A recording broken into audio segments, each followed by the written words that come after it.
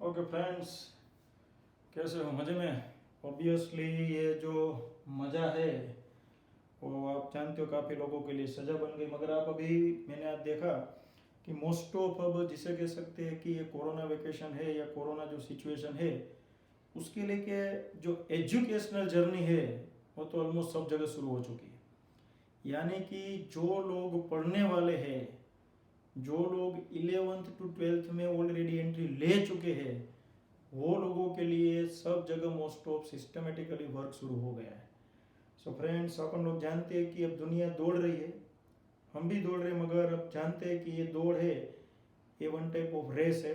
और आप जानते हो कि ये जो रिजल्ट आया वो रिजल्ट आप लोगों को 2 से 3 पॉइंट्स दे रहा है। नंबर 1, एक मैं चिल्ला चिल्ला के बोल रहा हूँ कि आप जो भी प्रिपेयर करो उसको फंडामेंटली लॉजिकली प्रिपेयर करो, ताकि डेटा इधर उधर हो तो भी कोई टेंशन नहीं। Number 2, representation. काफ़ी स्टूडेंट्स का रिजल्ट बहुत बड़े पैमाने पे उलट उलट आया है। चाहते थे 87 78 आ गया। काफ़ी स्टूडेंट्स का रिजल्ट देख के मुझे भी शौक या झटका लगा है कि ऐसा नहीं हो सकता है, मगर representation plays very important role. And number 3, third number most time की टेक्स्ट बुक। अच्छी तरह टेक्स्ट बुक को जो बंदा पी गया मतलब वो 12th को जी गया। इतने पॉइंट्स अच्छी तरह प्रिपरेशन शुरू कर दो और बाद में टेक्स्ट बुक रेडी हो जाए उसी के बाद में JEE नीट देखना है। यहाँ से सब कुछ दिया जाता है। इसीलिए मैंने बोला ये अपन लोग जो कर रहे हो परफेक्ट पंच है। मैंने कितनी बार बोला, मैं भी ये सब यूट्यूब में सब वीडियोस ऑब्जर्व करता रहता हूँ, मगर ज़्यादातर लोग 2 वर्ड्स के पीछे भाग रहे हैं, JEE नीट। भागने में कोई प्रॉब्लम नहीं है, मगर इस बार का रिजल्ट आपने देखा कि एक डेटा आया है।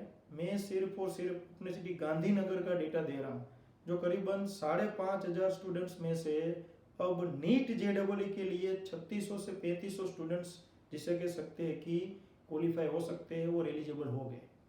सो बाकी के जो जिसे कह सकते हैं कि करीबन 3,000 2,000 स्टूडेंट्स है वो पार्टिसिपेंट नहीं हो सकते, क्योंकि उसका रिजल्ट 50% से नीचे है। इसलिए मैं कह रहा हूँ कि टेक्स्ट बुक को अच्छी तरह पहले समझो, प्रिपेयर करो। जो स्टूडेंट्स दूसरे कोई इंस्टीट्यूट में जा रहे हायर लेवल, वो उसको भी मेरी विनती है, क्योंकि ऐसे काफ़ी स्टूडेंट्स के मुझे फ़ोन आए जो बड़े इंस्टीट्यूट में जाने के बाद अब रो रहे, पछता रहे, क्योंकि वो देख रहे थे ऊपर मगर चलते चलते कब नीचे खड्डा आ गया वो लोगों को नज़र नहीं आया। यानी देखना ऊपर था कि ये आ गए 720, ये आ गया जिसे कह सकते हैं कि नीट में स्कोर, JEE में स्कोर, मगर नीचे बोर्ड का जो खड्डा था वो लोगों को नहीं दिखा बराबर। आज वो इस तरह गिरे हैं कि ना उधर के रहे हैं ना इधर के रहे। तो ये जो मैं इंस्ट्रक्शन दे रहा हूँ वो कोई भी पॉइंट ऑफ व्यू में मैं दे रहा हूँ, ऐसा मत समझो कि ये पर्टिकुलर पॉइंट ये सभी स्टूडेंट्स को अप्लाई हो रहा है। पहले अच्छी तरह बोर्ड को प्रिपेयर करो, टेक्स्ट बुक को भी जाओ, उसके बाद वो टेक्स्ट बुक जो अच्छी तरह फंडामेंटली पी गया उसके बाद JEE नीट। और अपन लोग परफेक्ट पंच इसलिए क्योंकि हम सबको पहले टेक्स्ट बुक भी देखते हैं, उसी के साथ साथ JEE नीट कंसेप्ट क्लियर करते हैं। तो प्लीज आज से ये 3 पॉइंट्स अच्छी तरह, पहला तो बेस्ट रिप्रेजेंटेशन, जो लोग पेपर में चेक करके भेज रहा हूँ उसको खास में लिखता हूँ। कुछ लोग अच्छे स्टूडेंट्स होने के बावजूद भी बोगस रिप्रेजेंटेशन करते हैं, वहां पे उसके मार्क्स जाएंगे। रिप्रेजेंटेशन इंप्रूव करो, लॉजिकल और फंडामेंटल पढ़ना शुरू करो, मतलब पेपर में डेटा इधर उधर हो तो भी कोई प्रॉब्लम नहीं और 50 मार्क्स के MCQ में आपको सबसे ज्यादा फायदा हो। और तीसरा इंपॉर्टेंट पॉइंट है, टेक्स्ट बुक को अच्छी तरह पीने से पेपर अपन लोग जानते हैं टेक्स्ट बुक के इर्द गिर्द नहीं, टेक्स्ट बुक मैसेज होगा वो 2020 का था या 2021 का होगा। Okay, so today we would like to think about the next point. Okay, and current electricity जो चल रहा है चैप्टर 3 उसका 9th नंबर का पार्ट और 9th A और भी आपने देखा। ये सीरीज बहुत ही जबरदस्त है। 7th AB, 8th AB, 9th AB, ये 10, 11, 12 सब कुछ जोरदार है चैप्टर्स का, बेहतरीन। स्पेशली मैंने बोला JEE नीट, और इसके साथ साथ टेक्स्ट बुक भी इतना फायदा करवाएगी। So today we would like to think about again Wheatstone bridge and Kirchhoff's laws application. कोई बोले लास्ट यस 9th B को देखो, मैंने विस्टन ब्रिज का प्राइमरी इंफॉर्मेशन दिया था और उसके रिलेटेड कुछ बेहतरीन न्यूमेरिकल्स। आज अपन लोग विस्टन ब्रिज में कदम आगे बढ़ेंगे। आज अपन लोग सिर्फ 1 आवर का लेक्चर रखते हैं ताकि मुझे जो दूसरा पार्ट समझाना है उसको भी टाइम चाहिए, और वो पार्ट है symmetric technique. It is called symmetric technique to we can say that equipotential reduction point of view. ये मैं बाद में नेक्स्ट लेक्चर में समझाने वाला हूँ. So Wheatstone bridge, you know that very well. 5 का पंच मतलब Wheatstone bridge. So you can see just in front of you there is a Wheatstone bridge, but you can see this Wheatstone bridge is not in balanced condition. How can you say? If you take the ratio of these two resistors, then it is 1/2. But if you take the ratio of these two resistors, then 2/3. So 1/2, 2/3. So this ratio you can see that not equal, and that's why the bridge is not in balanced condition. That's why I written here unbalanced Wheatstone bridge. Last time मैंने unbalance Wheatstone bridge का shortcut दिया था. देखो 5 10 10 5 5. ये symmetric shifted इसको कहते हैं. इसको कहते हैं सिमेट्रिक शिफ्टिंग. यानी ये 5 इधर आ गया, ये 10 इधर आ गया. मगर ये आज देखो सिमेट्रिक शिफ्टेड प्रोसीजर नहीं है, कोई टोटली अनबैलेंस है, इसमें कोई सिमेट्री अप्लाई नहीं हो रही. तो ऐसी सिचुएशन में इसको सोल्व कैसे किया जाता है आज अपन लोग वो देखते हैं. So just concentration required. First of all we would like to find net resistance across AB. Let the net resistance across AB it is RAB. ऐसे न्यूमेरिकल को सोल्व करने के लिए सबसे पहले इस दो पॉइंट्स के अक्रॉस एक बैटरी कनेक्ट कर दो. Suppose there is a 10 volt battery. इधर आप 10 वोल्ट की बैटरी बिंदास ले सकते हो, 100 वोल्ट की बैटरी ले सकते हो, क्योंकि इस पोटेंशियल का कोई रोल नहीं होगा सिर्फ करंट फ्लो करवाने के सिवा. डोंट वरी, इससे आपका आंसर में कोई फर्क नहीं होगा. इससे न्यूमेरिकल इजी बनने जा रहा है. अब ये 10 वोल्ट की बैटरी में से करंट निकला, you can C, and eight this point A current distributed into two branches I1 and I2. अब इधर जो भी पॉइंट हो, मगर यहां से तो आप जानते हो बी में से तो करंट वापस कितना आएगा, आ जाएगा. जितना करंट गया उतना करंट आया. तो आई है वो ऑब्वियसली ये जो दो करंट की स्प्लिट हो रही है I1 I2, उसका जो वापस समेशन होने वाला है I1 I2. You can see ready. मैं इधर जो भी गड़बड़ हो उसको अपन ने अपने को इधर देखना है I1 I2. तो I1 I2 करंट है वो जिसे कह सकते हैं बी के पास I बन के बाहर आ रहा है. So I can write I is equal to simply I1 plus I2. तो अपन लोग को पता चल गया I फाइंड करना है. कोई बोले I क्यों? क्योंकि we would like to find net resistance. Let the net resistance across these 2 points AB, it is RAB. This is your target. But don't worry. What's the simply current? Current I is equal to V by R. So what's the we can say that resistance across AB? It is the current. Sorry. It is the potential upon we can say that current. तो ये point है. तो इसके ऊपर से जिसे कह सकते हैं कि करंट तो अपन लोग फाइंड कर ही लेंगे. पोटेंशियल हमने देखा, टेंशन मत लेना, वो सब ऑटोमेटिकली निकल ही जाएगा. तो अपने को जिसे कह सकते हैं कि अब करंट फाइंड करना है, total current. So total current find करना हो तो total current is the summation of I1 and I2. अब I1 कहाँ से फाइंड करेंगे और I2 कैसे फाइंड करेंगे? अगर I1 I2 मिल जाए तो I मिल जाए तो काम बन जाए. मगर ये सब कुछ ऑटोमेटिकली नहीं होगा. इसके लिए सब स्टेप वाइज जाना है. सबसे पहले अनबैलेंस ब्रिज का ये प्रोफॉर्मा फिक्स कर लो. यहाँ से जो करंट बाहर आएगा वो ये दो करंट्स का समेशन होगा. ये दोनों करंट्स मिल जाए तो I मिल जाए तो नेट रेजिस्टेंस मिल जाए. नेट रेजिस्टेंस मिल जाए मतलब मार्क्स मिल जाए. तो I फाइंड करना हो तो I1 I2. अब अपन लोग इसमें जंक्शन रूल अप्लाई करने वाले, जो मैंने बोला मोस्ट फेवरेट है. तो सबसे पहले इधर देखो ये बैटरी का negative point. So what is the potential at this point B? Obviously at this point B potential 0 volt, क्योंकि ये 0, तो इधर भी 0 0 होगा. Similarly here 10 volt. This is you know that very well. You are now master 10 volt. Here potential 10 volt. You can see ready. तो इधर भी 10 10 ही होगा. अब ये पॉइंट जंक्शन है, वहां पे पोटेंशियल अपन लोग x कंसीडर करते हैं. Let the potential at this point is y. Ready? Most time P point, here potential x, here potential y. So what do you mean by I1? Just check it. I1 flows through this branch. Ready? So what is the potential here x, and what is the potential here 0? So what is the potential difference across these 2 points? It is x minus 0. That means I1 का मतलब होगा क्या? Potential difference upon a resistance. I2 भी क्या होगा? Potential difference upon a resistance. What is the potential difference for this I1 current? It is x minus 0 upon a resistance 2 plus what is the potential difference for this I2 current? I2 current यानी ये दोनों points के. So y minus 0 upon what is the resistance 3, you can see. So in short, current I is nothing but it is x by 2 plus y by 3, you can see. तो अपने को x और y मिल जाए तो I मिल जाए, I मिल जाए मतलब जिसे कह सकते बात बन गई। तो अब मैं जिसे कह सकते हैं कि x और y फाइंड करने का फंडा शुरू करता हूँ। So first of all will apply junction rule for x। अब जंक्शन रूल में आप माहिर हो इसलिए शुरू करते हैं x minus 10, you can C x minus 10 upon 1 plus x minus y, you know that very well, x minus y upon 4 plus x minus 0 divide by 2। जो स्टूडेंट ये लेक्चर पहली बार देख रहे हैं उसको मेरी खास विनती है कि आगे के लेक्चर्स खास देखे, 6th 7th 8th पार्ट्स देखेंगे तो ये जंक्शन रूल सबका पता चलेगा, वरना सब कुछ ऊपर से जाएगा। सो पहला इक्वेशन क्या बनेगा, is equal to 0, once again x minus 10 divide by resistance, x minus 0 divide by resistance, x minus y divide by resistance. तो ये इक्वेशन बन गया, इसके ऊपर से एक इक्वेशन मिलेगा, ये आपको ट्राई करनी है। अब आता है 4y पॉइंट, तो y के लिए शुरू करते हैं। So y minus 10 divide by 2, y minus x plus y minus x divide by 4 plus y minus 0 divide by 3 is equal to 0। This is your equation number 2 for y। अब ये दोनों equation को solve करके xy find करना है और xy find करके इसमें रख के करंट फाइंड करना है, ओके। और then you have to find, we can say that resistance, भी हमने 10 लिया, डोंट वरी, आपका रेजिस्टेंस का आंसर आ जाएगा। तो ये मैं आपको होमवर्क में दे रहा हूँ, it is, we can say that specially I am leaving for you, you have to solve it, but this is the basic method. आपको यहाँ से जो करंट बाहर आ रहा है I1 I2, वो करंट का पहले जिसे कह सकते हैं potential difference through values find करना है। फॉर एग्जांपल I1 यानी x minus 0 upon resistance and I2 is the y minus 0 upon resistance, और उसके ऊपर से ये दोनों इक्वेशन, x के लिए जंक्शन रूल, y के लिए जंक्शन रूल, तो दो इक्वेशंस आएंगे, ये दोनों इक्वेशंस को सोल्व करो।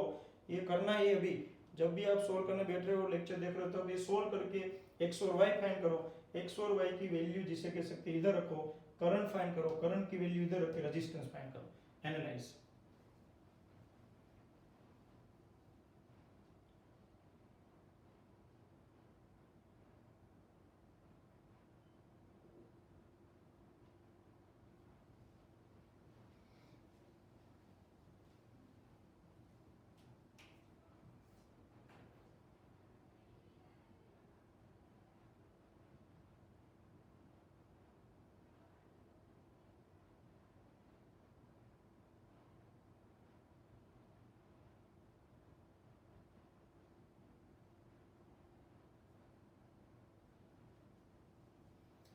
Ready friends? So now you think about the next point, you can see here V10 I की वैल्यू जो है वो यूज करना है, so you have to solve yourself. So Wheatstone bridge related balance भी हमने देखा, balance very easy, you know that very well, but unbalanced then you have to apply this type of method. अब unbalanced related एक और question discuss करते हैं जिसका already हमने डिस्कशन लास्ट लेक्चर में किया था, मगर मैंने बोला था कि ये इसका इजी फॉर्म है। अब जो क्वेश्चन है वो most IMP, very very IMP for board, I can say for JW needs, so right here धूम, तो बी रेडी अबाउट इट। ये क्वेश्चन है वो बहुत ही IMP, so just concentration required. This type of Wheatstone bridge is already shown in this diagram.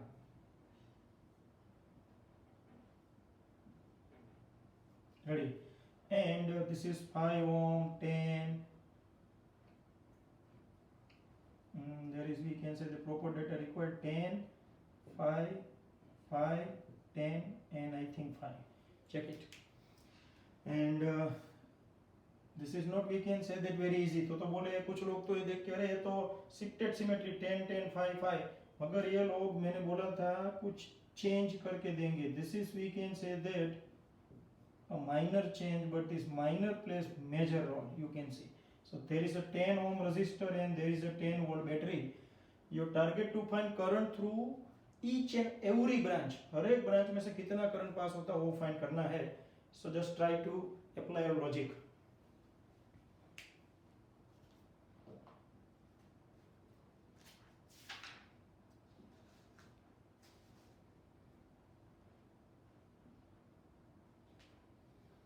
Ready. तो काफी students क्या करते हैं, इसमें अपना वो शॉर्टकट अप्लाई करके इसका नेट रेजिस्टेंस फाइंड कर लेते हैं। इसका नेट रेजिस्टेंस फाइंड करने के साथ इसके साथ इसको सीरीज में कन्वर्ट कर देते हैं और टोटल करंट फाइंड कर लेते हैं। मगर टोटल करंट को फाइंड करने के बाद इधर जिसे कह सकते हैं वापस वही प्रॉब्लम होगा, इसलिए अपन लोग इसको एक मेथड से वापस जंक्शन रूल से सॉल्व करते हैं। अब 10 volt, this is you can see that 0, you know that 0 volt because of negative. अगर ये पॉजिटिव है तो बिंदास इधर 10 वोल्ट नहीं होगा because there is resistor. Because of resistor you can see obviously current will pass through this resistor.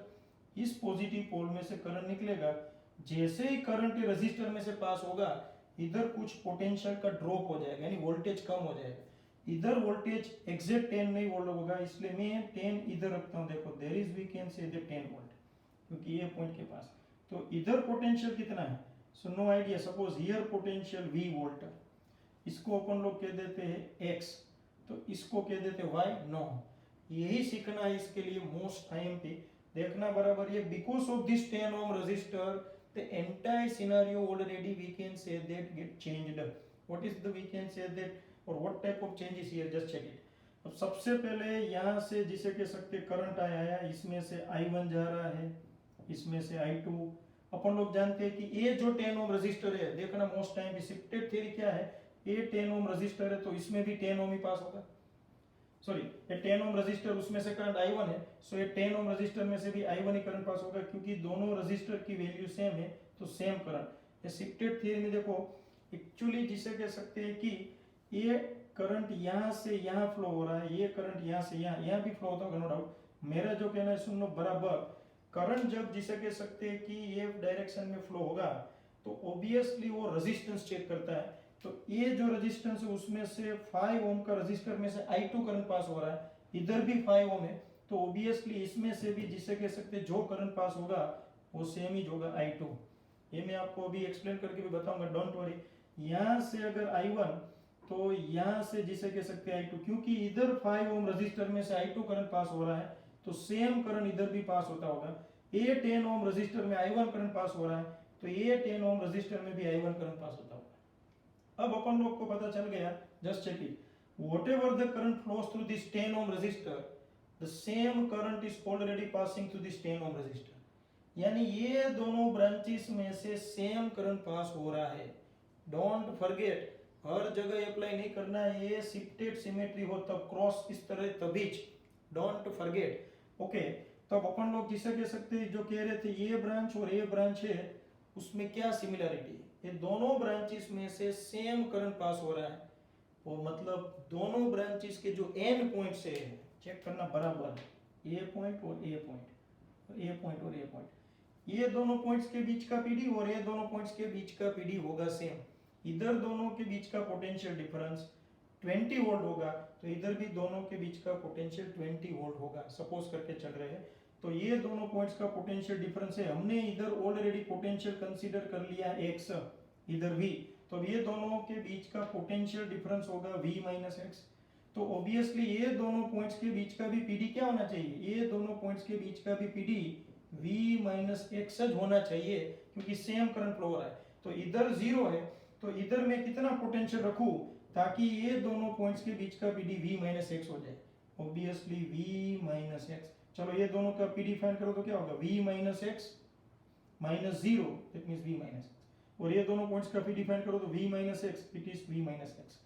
Okay, अब ये जरा चेक कर लेते हैं, v माइनस एक्स रखने के बाद चेक करते हैं what is the current passing through this 5 ohm resistor, it is already I2, and what is the current passing through this 5 ohm resistor, it is also I2, means current passing through this both opposite branches already equal in magnitude, इसमें भी I2 इसमें भी I2। अगर ये दोनों branches में से same current pass हो रहा है मतलब दोनों ब्रांचेस के अक्रॉस पीडी सेम है, तो इधर x पीडी है इधर 0 पीडी है, तो ये दोनों पॉइंट्स का पीडी कितना होगा, x minus 0, that means x। तो ये दोनों के बीच का पीडी तो x हो गया। तो जरा इधर मेजर करते, इधर पीडी x ही होना चाहिए, तो चेक करते इधर v, और what is the PD here, इधर v माइनस x। तो चलो v माइनस x, तो क्या होगा v minus v plus x, cancel, क्या आंसर है x, you can say perfect. मतलब ये दोनों पॉइंट्स के और ये ब्रांच का पीडी सेम है, इसीलिए वो दोनों में से करंट भी सेम फ्लो हो रहा है। तो हमने देखो इधर V माइनस एक्स लिया, ये जोरदार पॉइंट है। इधर पीडी मेजर और कंसीडर करने का मेथड समझ में आया? वापस एक बार, ये शिफ्टेड सिमेट्री रिलेटेड नेटवर्क है। ये 10 ओम में से जितना करंट पास होता होगा उतना 10 ओम में से इधर, ये 5 ओम में से जितना उतना 5 ओम में से इधर। इधर करंट और इधर करंट सेम है, मतलब ये दोनों पॉइंट्स और ये दोनों पॉइंट्स का पीडी होगा सेम। हमने इधर कंसीडर किया x, इधर 0, इधर भी, मगर इधर पता नहीं था तो इधर हमने पता कैसे लगाया, ये सीखना है। इस न्यूमेरिकल का कोई हीरो है तो ये v माइनस एक्स, बाद में कुछ नहीं, जस्ट चेक इट। तो ये दोनों के बीच का पीडी क्या होगा? ये दोनों पॉइंट्स के बीच का पीडी होगा v माइनस एक्स। तो ऑब्वियसली ये दोनों पॉइंट्स के बीच का भी पीडी होना चाहिए v माइनस एक्स। तो इधर हमने v माइनस एक्स रखा क्योंकि इधर तो 0 है, तो v minus x minus 0, that means v minus x. v minus x रखने से इधर भी सेट हो ही जाएगा। देखो what is the PD across this branch? x minus 0 यानी x। So what is the PD across this 5 ohm resistor? v minus v minus x, v minus v minus x, it gives x। मतलब इधर x, इधर भी x, इधर v minus x, इधर v minus x, perfect. तो अपन लोग को पोटेंशियल हमने सेटअप कर दिया है। अब अपन लोग अपना बेसिक मेथड अप्लाई करते हैं शुरू। अपन लोग पहले x के लिए अप्लाई करेंगे। So apply junction rule for point x। So for point x शुरू, तो x के लिए शुरू करें तो you can see that x minus v divide by 10 plus x minus 0 divide by 5 plus x minus v minus x, x minus v minus x, पता चला x minus v minus x divide by 5 is equal to 0। ये बन गया आपका एक equation. अब अपन लोग ए पॉइंट लेंगे। ए पॉइंट लेने का रीजन इसलिए क्योंकि ए पॉइंट थ्रू जिसे कह सकते हैं कि इस रजिस्टर को भी इंक्लूड कर लेंगे। आप ये v माइनस एक्स भी ले सकते हैं, ऐसा कोई प्रॉब्लम नहीं है, don't worry. v minus x through जाओ तो भी चले, मगर जिसे कह सकते हैं कि कोई भी ले सकते हैं, डिपेंड्स अपॉन यू। तो अपन लोग अप्लाई करते हैं ये v माइनस एक्स के लिए। सपोज ये v माइनस एक्स के लिए अप्लाई करें तो v minus x minus v minus x minus v upon 5 plus v minus x minus 0 divide by 10 plus v minus x divide by 5 is equal to 0। अब ये equation देखो, इसमें थोड़ा typical point है। इस ये लेते तो इजी हो जाता है, इसलिए अपन लोग ये कंसीडर करें तो क्या होगा? v माइनस एक्स, इस v के लिए मैं अप्लाई करता हूँ, this is for y minus x, now for sorry v minus x and now for v ये। सो v minus x upon 10 plus v minus x upon 5, v minus x upon 5 and plus, अब इसके लिए apply करें तो v, इधर potential क्या है ये दोनों पॉइंट्स के बीच में v, और इधर पोटेंशियल देखो 10 है, so v minus 10 upon 10 is equal to 0। तो तीन इक्वेशन है, डोंट वरी, आपके पास ये नंबर 1, नंबर 2, नंबर 3। अब दो इक्वेशंस को सोल्व करें और इक्वेशन डिराइव करने का पॉइंट पहले चेक करो। पहले अपने आप थोड़ी देर के लिए तीन इक्वेशंस को एनालाइज करो ताकि पता चले कि तीन इक्वेशन कैसे हैं। ज़्यादातर स्टूडेंट्स को पता चलने लगा है, फिर भी एक बार अच्छी तरह देख लो ताकि पता चले क्या हो रही है।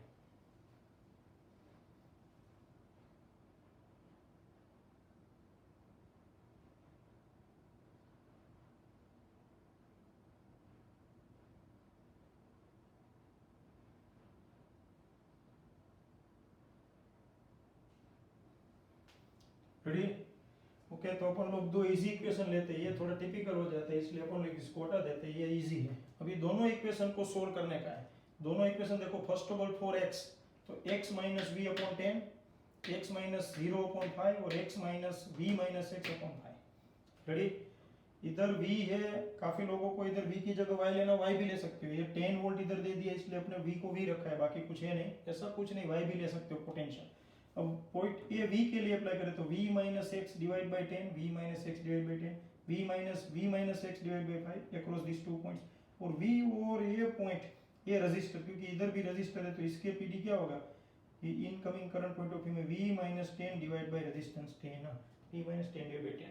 अब ये दो इक्वेशन को सोल्व करना है और दोनों इक्वेशन को सोल्व करोगे तो x की वैल्यू देखो, इधर तो मैं डायरेक्ट लिख सकता हूँ x माइनस वी प्लस इधर 5 है तो 2 मल्टीप्लाई करेंगे 2x, इधर भी जिसे कह सकते हैं कि 5 है तो 2 मल्टीप्लाई करें तो क्या हो जाएगा 2ax minus 2v minus minus plus 2ax 0। Equation ऐसा आएगा। इधर देखो 10 है इधर तो v माइनस x, इधर 2 से मल्टीप्लाई करना पड़ेगा 2v minus 2v plus 2ax, इधर 10 है एलसीएम में तो v minus 10 is equal to 0। तो ये जो रेड कलर्स दो इक्वेशन है उसको सोल्व करोगे तो आपको x और v की वैल्यू मिलेगी। If you solve equation then x and y, sorry v, here x is equal to 30 by 17, if you solve then 30 by 17 volt, यहाँ पे पोटेंशियल होगा 30 by 17 volt and if you find v can say that v then it is 70 by 70 volt,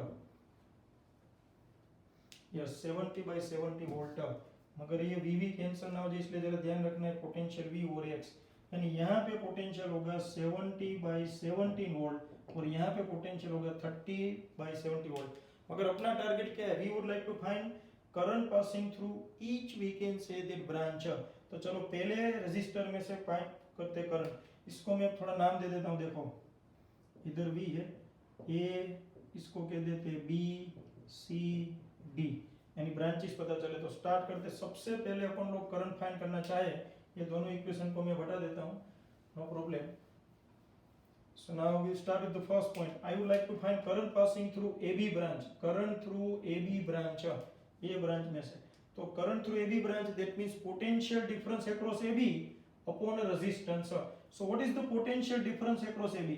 that means potential at point A minus potential at point X। So what is the potential at point A? It is V. And what is the potential at point B? It is X. मगर V और X की value हमारे पास है तो अब मैं direct लिख सकता हूँ कि V और X छोड़ देते हैं, इधर 70 by 17, so 70 by 70 minus 30 upon 17 है। देखो इधर का PD माइनस इधर का PD अपॉन रेजिस्टेंस, रेजिस्टेंस कितना है 10। तो अब इसका एलसीएम आप जानते हैं 70 नहीं होगा तो 70 माइनस 30 40 और 70 डिनोमिनेटर में रख दो तो 10 10 कैंसिल, आंसर आएगा 4 by 17 एम्पियर। ये पहला आंसर आ गया। देखो फटाफट आंसर आएंगे। अब अपने को फाइंड करना है current passing through BC branch IBC। तो current passing through BC branch that means IBC, तो IBC is equal to, here you can see resistance 5, so divide by 5। What is the potential at point B? 30 by 17 minus potential at C तो 0 है, तो answer होगा 30 by 17 multiply by 5, तो 5 6 जा 30, सो 6 by 17 ampere. ये देखो BC। इसी तरह आपको फाइंड करना हो CD BD AD और 10 हो, सबका फाइंड कर सकते हो current, don't worry. Suppose I would like to find current through AD branch, so IAD। तो IAD that means potential difference between A and D। Ready? तो A का पोटेंशियल है जिसे कह सकते हैं 70 by 17, तो D का पोटेंशियल है V minus x. V minus x आपको पता चल गया, तो 70 by 17 minus 30 by 17 divide by resistance 5, इसको सोल्व करो तो IAD मिल जाएगा। इसी तरह IDC, इसी तरह ये रेजिस्टर 10, सभी का आप करंट फाइंड कर सकते हो और ये सभी वैल्यू सेम है। और ये न्यूमेरिकल मैंने बोला था जबरदस्त फुटेज ले रहा है because of text book related question. This is your unsolved number 3.9। Last lecture भी देखो बराबर, उसमें मैंने आपको बोला है ये 3.9 का ही वर्जन था, याद करो। लास्ट लेक्चर 9B में ये डिस्कस किया था, मगर मैंने वर्ड यूज किया था कि ये एडिशनल पॉइंट के कारण, ये रजिस्टर के कारण वो न्यूमेरिकल यानी कि ये 3.9 है वो ज्यादा फुटेज ले रहा है, मोस्ट इंपोर्टेंट। अब कोई बोले सर ये मेथड ही है, नहीं, मैंने कितनी बार बोला है कि ये अपना है KCL, Kirchhoff's current law, Kirchhoff's we can say that first law junction rule. We can solve the same question by using Kirchhoff's second law, by using we can say that Kirchhoff's voltage law. तो अपन लोग वो भी discuss कर लेते हैं, मगर वो मैं आपको जिसे कह सकते हैं कि होमवर्क में दूंगा, आपको अपने आप ट्राई करने की है। दो इक्वेशन किस तरह, में सिर्फ करंट डिस्ट्रीब्यूशन बता रहा हूँ और दोनों मेथड्स आप सोल्व करोगे आपको पता चल जाएगा कि ये सबसे इजी वन है, तो यही अपन लोग फॉलो करेंगे। तो मैं वापस पूरा डायग्राम ड्रॉ करके अपन लोग देखने वाले अब next method, that means same numerical but by using Kirchhoff's second law. Just check it. मैंने क्यों करवाया है, क्योंकि रिलेटिवली आप कोई भी रेफरेंस बुक देखना, रिलेटिवली आप कोई भी वीडियो लेक्चर, मोस्ट ऑफ लोगों ने ये न्यूमेरिकल किरचॉफ्स सेकंड लॉ से किया है, यानी बहुत लंबी मेथड है जो हम लोग करने जा रहे हैं। हमने जो मेथड सोल्व की वो बहुत ही इजी है और फटाफट हो जाए, थोड़ा कंसेप्ट अप्लाई करो, तो इसलिए हमने केवीएल अप्लाई किया, सॉरी केसीएल अप्लाई किया केवीएल से। इसको भी सोल्व करने का फंडा देख लो जरा, ये भी बहुत ही, मैं जो अप्लाई करता हूँ वही, इसमें थोड़ा इजी रहेगा। देखो ये 10 ohm resistor, there is a 10 5 5 10 and 5, ready. तो अब अपन लोग जिसे कह सकते हैं कि इसका किरचॉफ सेकंड लॉ, तो यहां से करंट निकला, देखो रेडी।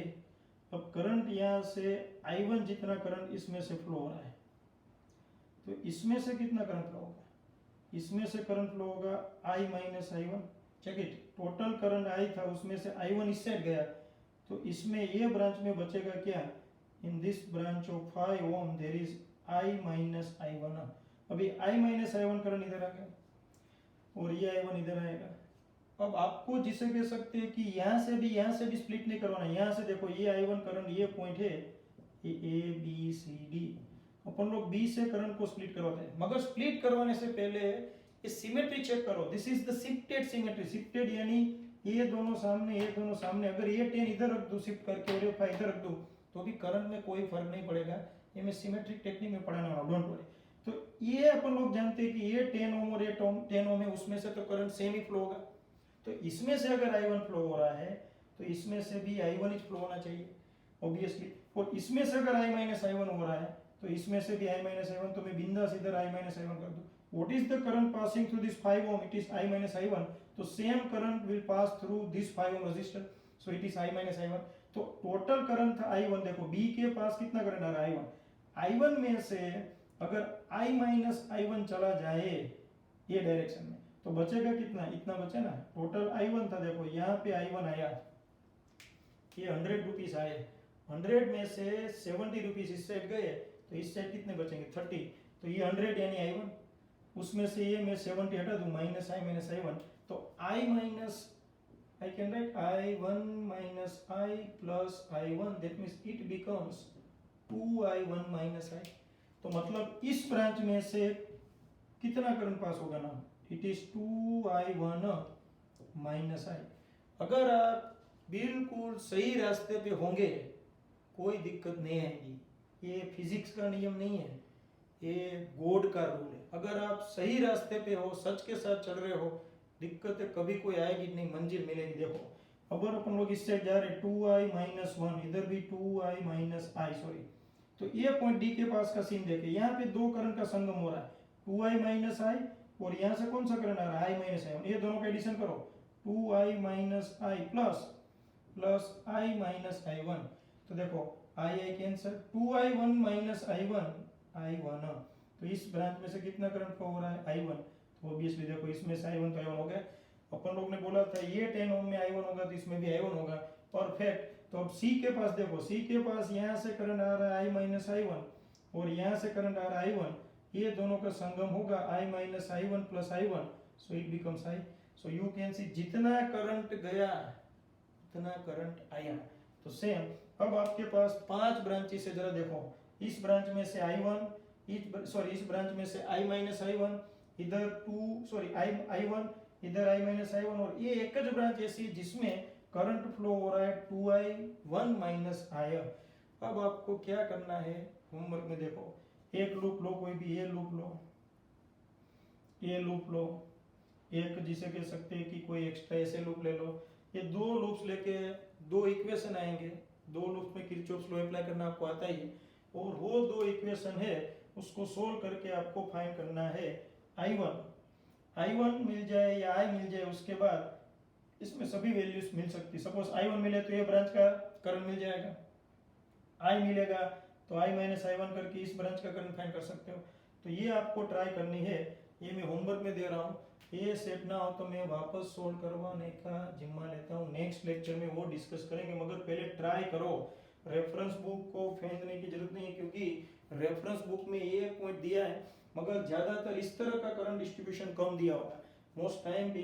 तो ये इजी हो जाएगा। क्या करना है, इसमें I1 तो इसमें I1, इसमें I माइनस I1 तो इसमें I माइनस I1, तो I1 में से I माइनस 1 इसमें गया तो बाकी जो बचा होगा 2I1 माइनस I। तो इस तरह सोल्व कर सकते हो। तो दोनों मेथड्स मैंने दी है।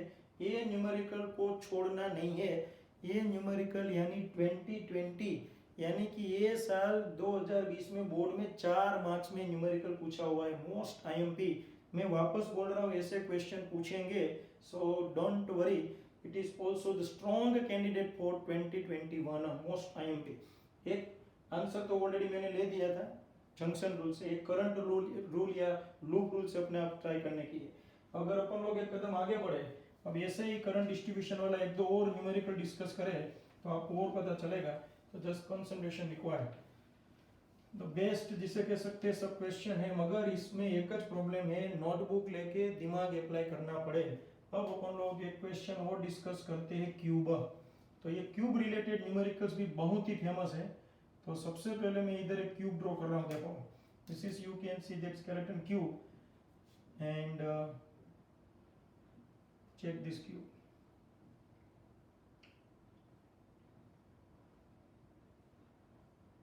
रेडी? अब this cube is actually form by using 12 wires, 12 wires का यूज करके ऐसा एक क्यूब बनाया है। और 12 के 12 वायर से उसका रेजिस्टेंस है R। ये देखो 12 जो हमने यूज किए, ये जो 12 के 12 वायर्स यूज किए उसका सभी का रेजिस्टेंस है स्मॉल r। तो अपने को क्या फाइंड करना है, each and every side offer resistance small r, इतना याद रखना है। तो ये जो पॉइंट है उसको अपन लोग ये कह देते हैं, ये पॉइंट को G, इसके अक्रॉस रेजिस्टेंस फाइंड करना है। मगर ये लोग साफ साफ नहीं बोलेंगे, ये लोग बोलेंगे find the net resistance across the longest diagonal of cube. Longest diagonal, तो ये लॉन्गेस्ट डायगोनल हुआ कि नहीं, यू नो दैट ये कॉर्नर से ये कॉर्नर ऑलवेज लॉन्गेस्ट डायगोनल। तो ये क्रॉस लॉन्गेस्ट डायगोनल यानी ये और G के बीच का अपन लोगों को फाइंड करना है क्या, रेजिस्टेंस। तो सबसे पहले ऐसा क्यूब वाला न्यूमेरिकल है बिंदास, जो दो पॉइंट्स के बीच में रेजिस्टेंस फाइंड करना है नेट, उसके बीच में बैटरी कनेक्ट करो। तो start, you can see there is a battery, positive pole A के साथ और G के साथ नेगेटिव पोल। कर दिया पहला काम। ओके, अब करंट फ्लो करवाने का है। जरा आप सभी बंदे इधर ध्यान, यहाँ से बैटरी का EMF एप्सिलॉन, यहाँ से करंट गॉगल्स पहन के निकला देखो, और पॉइंट A के पास इसको नाम दे देते B C D E F G और H। करंट A के पास आके रुक गया। क्यों रुक गया, क्योंकि 3 रास्ते प्यार के, 1 2 और 3। देखो कितना करंट है, करंट है I। अब जरा इधर संभलना है, A से G की जर्नी तय करनी हो तो सपोज मैं ये रास्ता लेता हूँ, करंट अगर ये रास्ता चुने तो उसको कितने कदम चल के G के पास पहुंचना पड़ेगा, चेक इट, 1 2 3, 3 कदम। कोई बोले सर ये रास्ता लेता हूं तो ये रास्ता 1 2 3, 1 2 3। अगर ये रास्ता ले तो भी 3 कदम, ऊपर वाला रास्ता 1 2 3, 1 2 3।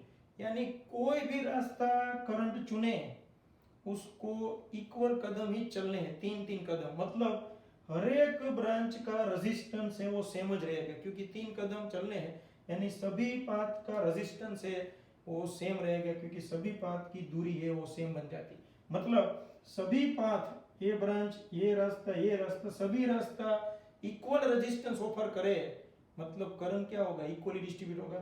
तो याद रखो, हमें कैसे पता चले कि करंट इक्वली डिस्ट्रीब्यूट करना, ये मोस्ट इंपोर्टेंट मेथड। क्या, जो पॉइंट आपका A है, जो आपका टारगेट पॉइंट G है, वहां से A से G पहुंचने का जो भी रास्ता आपने 3 लिए है, वो तीनों 3 रास्ते पे एक बार चल के देखो। चलो देखते, 1 2 3, अगर ये रास्ते जाए तो 1 2 3, कोई भी रास्ता देखो, कोई बोले सर नीचे नहीं ऊपर से जाओ, तो देखो 1 2 3 ये रास्ता, एक कोई बोले इसे 1 2 3, कोई बोले नहीं नहीं ऐसे जाओ 1 2 3, कोई भी रास्ते पे अपन लोग जाए तो हमें 3 कदम की दूरी पे जी मिल रहा है, मतलब यहाँ से दूरी जी की है वो कोई भी रास्ते पे सेम है, मतलब resistance offered by each and every path is same, so resistance offered by each and every path same, so current also same, मतलब ये तीनों तीन में इक्वल करंट डिस्ट्रीब्यूट होगा। तो आई के 3 पार्ट्स बनेंगे, I/3 I/3 I/3। Equal distribution कब होगा वो देखा, अभी एक और सिखाता हूँ। देखो अब I/3 करंट को आगे बढ़ाते, ये पॉइंट बी के पास आया, यहाँ पे आके वापस रुक जाएगा क्योंकि दो रास्ते पे आके एक इस साइड जाता है एक इस साइड, तो करंट यहाँ से कितना आता है I/3, क्या I/3 इक्वल डिस्ट्रीब्यूट होगा है दोनों रास्ते पे, तो वापस ये पॉइंट से जी की दूरी चेक करो, तो ये रास्ते पे चल के जाना हो तो कितने कदम चलने पड़ेंगे, 1 2, कोई बोले ये रास्ता चेक करो 1 2, मतलब बी से जी तक जाने के लिए जो दो रास्ते आपके सामने है वो दोनों रास्तों पे 2 ही कदम चलने हैं। अगर इक्वल कदम चलने मतलब दोनों रास्ते आपको इक्वल रेजिस्टेंस ऑफर कर रहे हैं, और अगर इक्वल रेजिस्टेंस ऑफर कर रहे हैं तो करंट भी इक्वली डिस्ट्रीब्यूट होगा। तो I/3 के इक्वल डिस्ट्रीब्यूशन करें तो इधर हो जाएगा I/6 और I/6, मतलब इस ब्रांच में I/6 जाएगा और इस ब्रांच में I/6 जाएगा। Any doubt? ओके, अब चलो कोई बात नहीं, इधर I/3 H के पास आया, H के पास I/3 आता है तो वापस H से G तक पहुंचने के लिए दो रास्ते, देखो एक HC जा रहा है और एक HF, तो चलो H से G तक पहुंचने के लिए दोनों रास्ते पे चल के देखते हैं, 1 2 1 2, मतलब करंट है वो वापस इक्वली डिस्ट्रीब्यूट होगा क्योंकि दोनों रास्तों की दूरी सेम। तो I/3 का भी इक्वल डिस्ट्रीब्यूशन करो, I/6 और I/6। चलो अब ये रास्ता आगे बढ़ाते, I/3 करंट आता है E के पास, तो E से भी दो रास्ते प्यार के, एक इस साइड जा रहा है इस साइड, अगर E से G तक पहुंचने के जो दो रास्ते हैं क्या वो दोनों रास्ते पे इक्वल कदम चलने का है, चेक इट, 1 2 1 2, यस, मतलब E से G पर जाने के लिए हर एक रास्ता 2 कदम की दूरी पे है, मतलब इक्वल रेजिस्टेंस मतलब इक्वल करंट। तो ये I/3 करंट को भी दो पार्ट्स में डिवाइड करें, I/6 एंड आउट। अब देखो C के पास यहाँ से I/6 है और ये करंट H में से I/6 इधर है, तो इधर I/6 और I/6 का संगम हो रहा है, देखो I/6 plus I/6 it becomes again I/3, तो इस ब्रांच में फ्लो होगा I/3। इसी तरह D के पास देखो, D के पास यहाँ से I/6 और I/6 मतलब वापस हो जाएगा I/3। इसी तरह F के पास देखो I/6 और यहाँ से I/6 है, तो इधर भी वापस I/3 हो जाएगा। तो F से G I/3, D से G I/3, C से G I/3, तो G के पास I/3 plus I/3 plus I/3, that means I हो गया, तो वापस जितना करंट गया उतना करंट आया। Ready, perfect.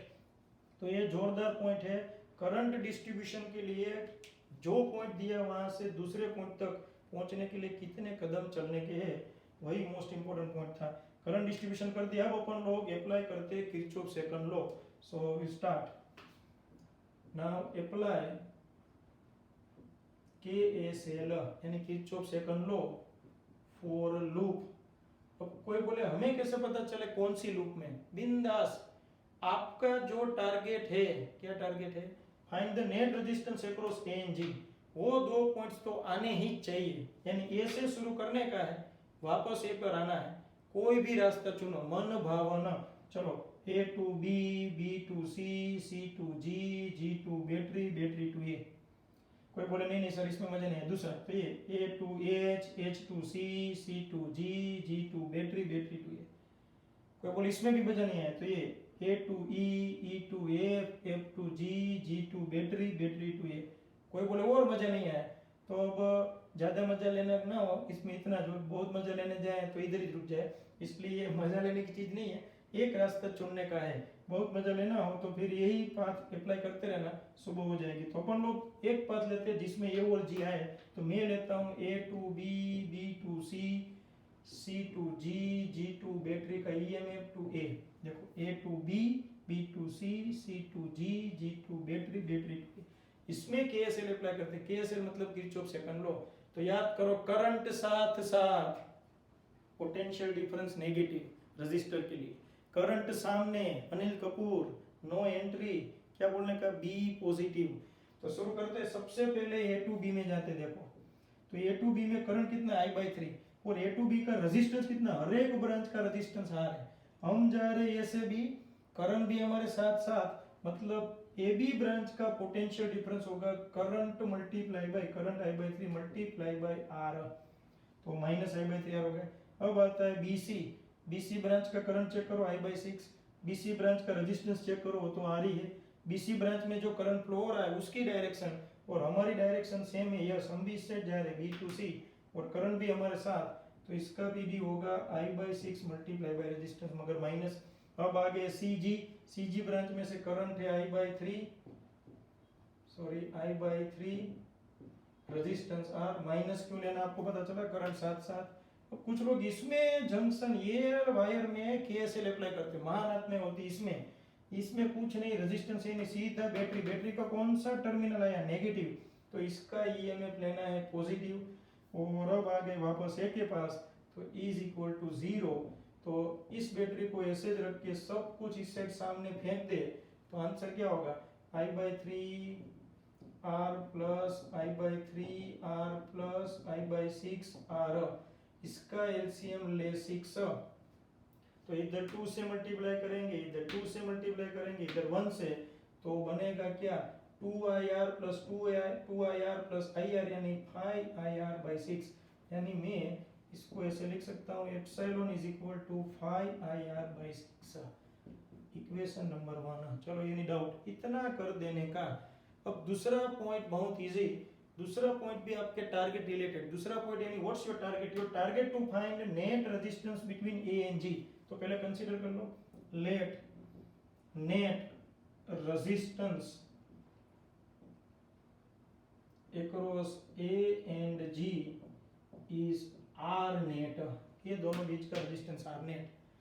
Then what is the equivalent diagram, then equivalent diagram, तो इक्विवेलेंट डायग्राम में ड्रॉ कर रहा हूं, देखो ये रही बैटरी, ये रहा बैटरी, उसका पॉजिटिव पोल किसके साथ है, ए के साथ, तो ये रहा ए, मगर ए किसके साथ जोड़ने का, सीधा जी के साथ, क्योंकि ए और जी के बीच का नेट रेजिस्टेंस हमने कंसीडर किया आर नेट, तो ये रहा जी और ये आपका नेट रेजिस्टेंस होगा आर नेट, और जी कहाँ पे, जी कनेक्ट होगा बैटरी के नेगेटिव टर्मिनल, और करंट कितना फ्लो हो रहा है आई, ये रहा ना आई। तो हमने क्या ये पूरा जो क्यूबिकल कॉम्पैक्ट सिस्टम दिया था उसका नेट रेजिस्टेंस कंसीडर किया जी, तो ये और जी के बीच का रेजिस्टेंस कर दिया आर नेट। तो इसके लिए अप्लाई करें, सो एज पर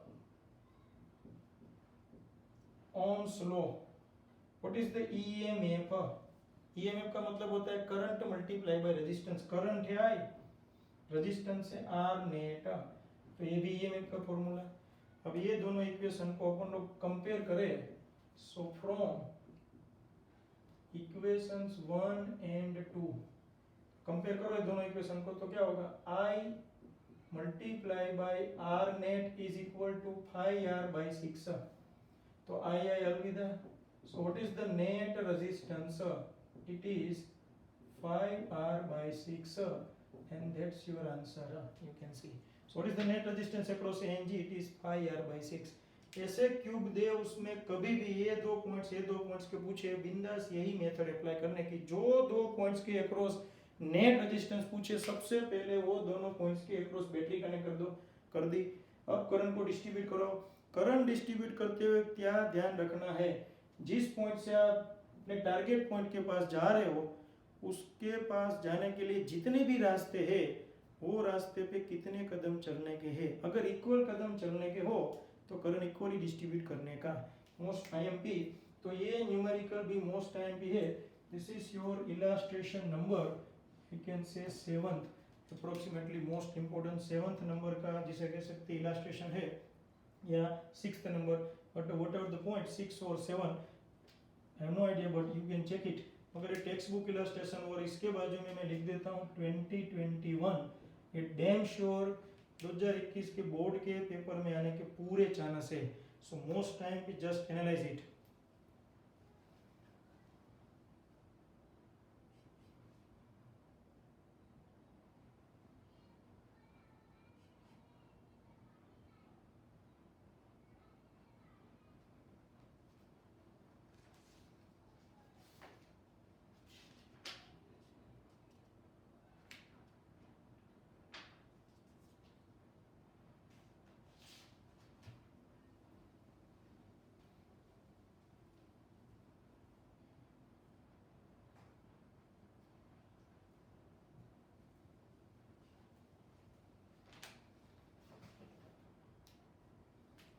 ओके फ्रेंड्स, तो अपन लोग अब इसका JEE नीट सेशन शुरू करते हैं क्यूब का, क्योंकि क्यूब में एक सिचुएशन नहीं देंगे, काफी सारी सिचुएशन देंगे।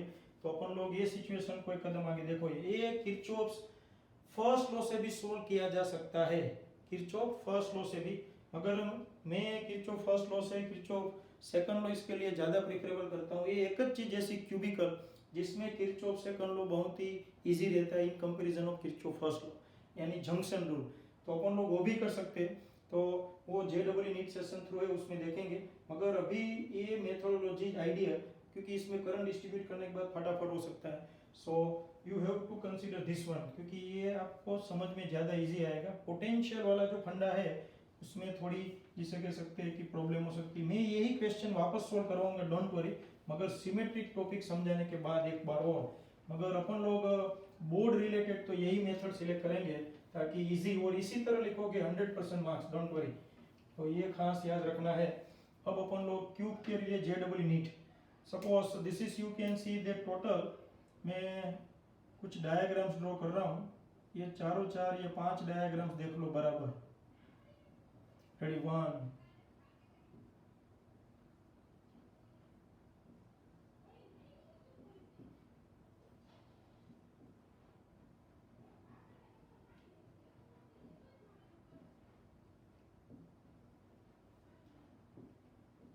ready, 2, then we'll think about here third diagram, then we'll consider here fourth, इधर कंसीडर कर लेते हैं। You can see number third,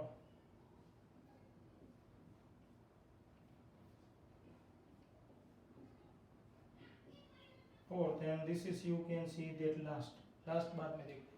सो पहला वाला अपने लोगों ने सोल्व किया, ABCD EFGH, think about this 2 points. अब मैं जो मेथड बता रहा हूँ, देखो, these are the, we can say that 2 points across the longest diagonal. We have discussed what is the net resistance across these 2 points A and G. It is already, we have found 5R/6.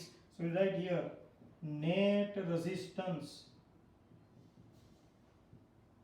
across longest diagonal of a cube, it is 5R/6। देखो मैंने ये 2 points बताए, ये दोनों points के across.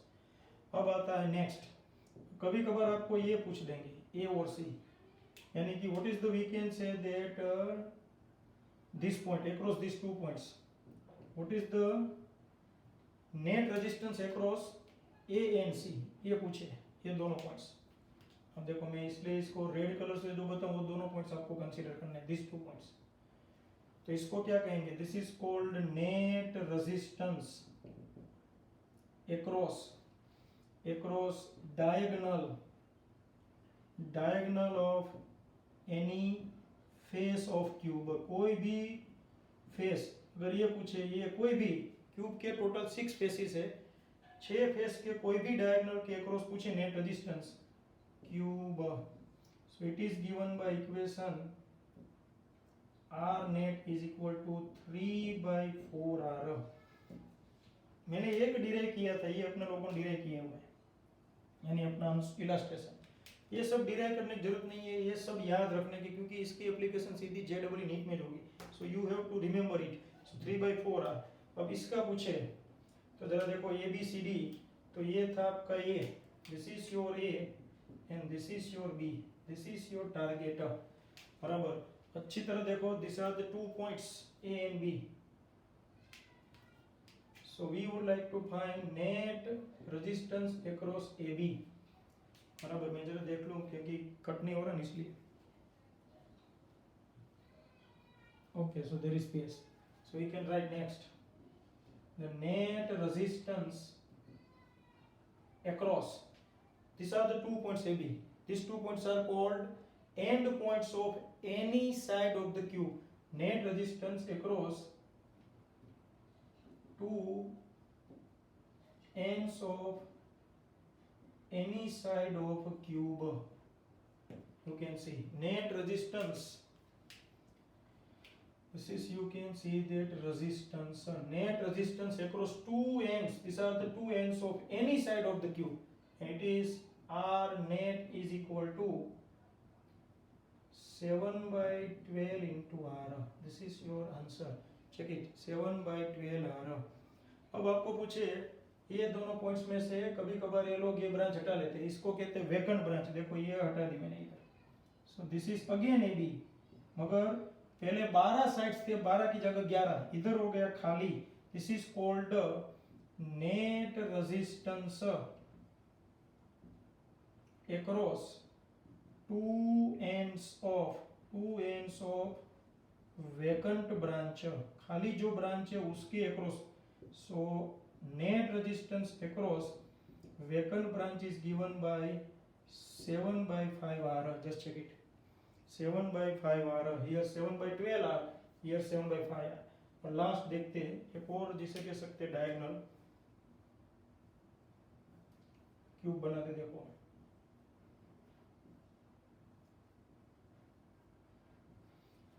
अब इसमें ये दो पॉइंट्स लेते हैं. This is, you can see that mid point और ये mid point. I would like to find a net resistance across this. So you can see this is the midpoint of any one side. This is the midpoint of side. मगर ये दोनों diagonally opposite है. देखो ये diagonally opposite है, इसके across find करना है. So we write here net resistance across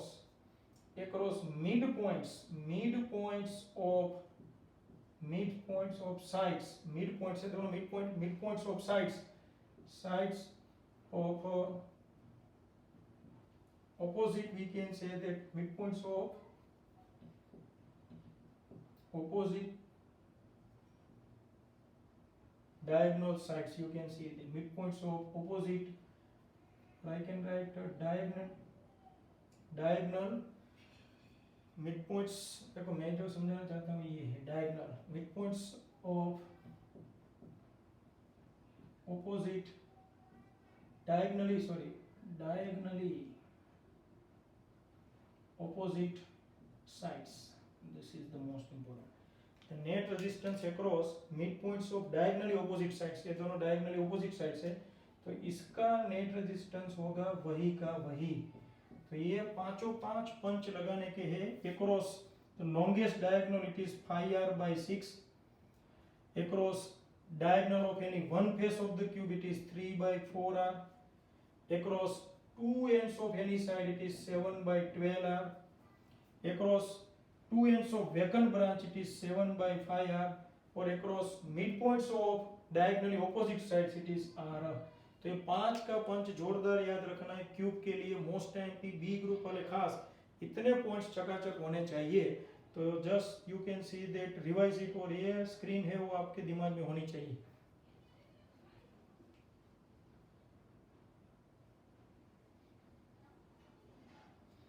ready friends?